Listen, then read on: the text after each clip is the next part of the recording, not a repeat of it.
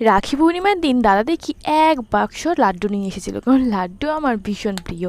আর তার সাথে আগের দিন ওই দুটো রাখি কিনে নিয়ে এসেছিলো এই বছর। আর আমি তো প্লেটটা সাজিয়ে নিয়ে রেডি হয়ে বসে পড়লাম ওকে রাখি বাঁধার জন্য।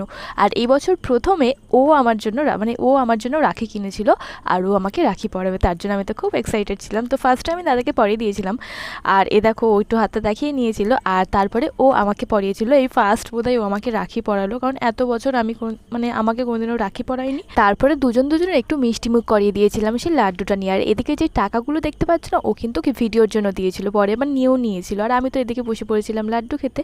আর সন্ধ্যেবেলা চলে গেছিলাম পাশের বাড়ির আমার সেই পুচকে ভাইটার কাছে রাখি বাঁধার জন্য। তারপর ওকেও রাখি বেঁধে বাড়িতে চলে আসলাম, আর ও আমাকে এই রাখিটা দিয়েছিল। বাড়িতে এসে দেখি বোন এসেছে, আর বোনের অবস্থা দেখো। আর ওকে ফার্স্টে আমি একটা রাখি পরিয়ে দিয়েছিলাম, তারপর ও আমাকে রাখি পরিয়ে দিয়েছিল। তো এইভাবেই কাটলো রাখি পূর্ণিমার দিনটা। তো চলো আজকের মিনি ব্লগটা এই পর্যন্ত।